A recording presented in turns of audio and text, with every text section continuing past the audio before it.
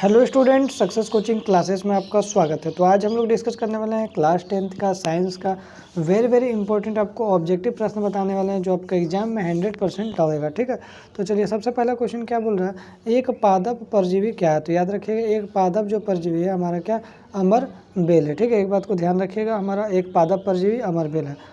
आगे देखते हैं दूसरा क्वेश्चन क्या बोल रहा है, साधारण नमक का रासायनिक सूत्र क्या होता है। तो याद रखिएगा NaCl, और रासायनिक नाम बोलेगा तो सोडियम क्लोराइड हो जाता है। ठीक है, ये बात को बिल्कुल ध्यान रखिएगा। आगे यदि हम लोग देखते हैं तीसरा क्वेश्चन क्या बोल रहा है, कि किसकी प्रकृति का बनना जनन की मूल घटना है। तो याद रखिएगा DNA की प्रकृति का बनना।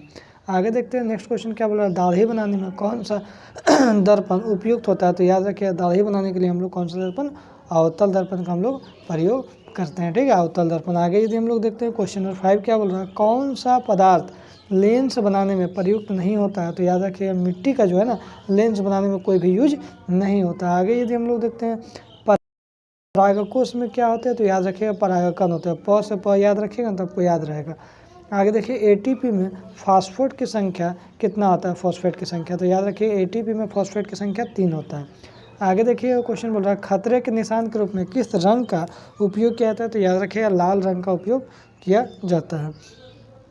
आगे देखिए क्या बोल रहा है, जो निम्नलिखित में से कौन सा एक अम्ल है। तो याद रखिएगा HNO3 क्या है, ये हमारा एक अम्ल है। ठीक है, नाइट्रिक अम्ल। आगे देखिए इनमें से कौन सा एक क्षारक है। तो याद रखिए KOH जो है ना, पोटेशियम हाइड्रोक्साइड क्या हो जाएगा, ये हमारा क्षारक हो जाएगा। आगे यदि हम लोग देखते हैं क्वेश्चन क्या बोल रहा है, प्रकाश के परिवर्तन के कितने नियम होते हैं।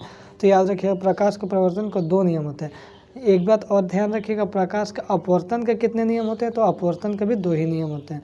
आपतन कोण और परिवर्तन कोण डैश होते हैं, क्या होता है, हमेशा बराबर होता है। आपतन कोण और परिवर्तन कोण हमेशा बराबर।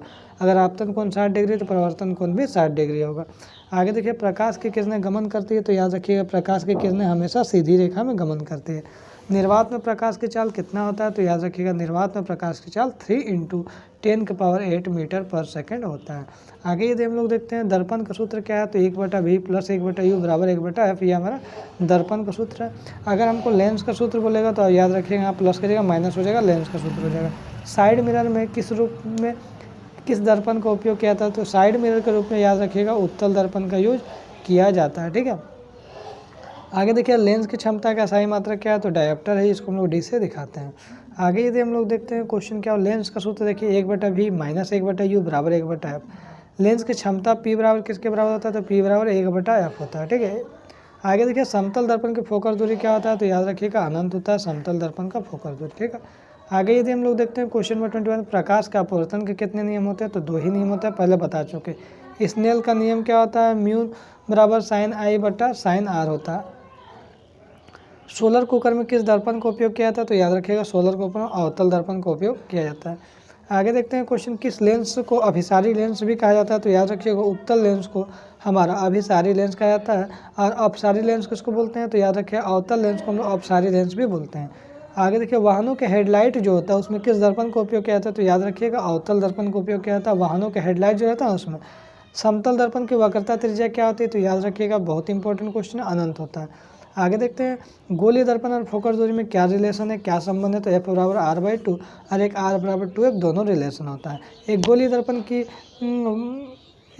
दर्पण की बहुता त्रिज्या ज्ञात कीजिए, सॉरी बहुता बोल रहा हूँ, वक्रता त्रिज्या यहाँ पर होगा, मिस्टेक हो गया यहाँ पर, वक्रता त्रिज्या ज्ञात की, इसकी फोकस दूरी 10 है। तो R बराबर क्या होता है बाबू, 2F होता है। 10 × 20 हमारा सेंटीमीटर हो जाएगा।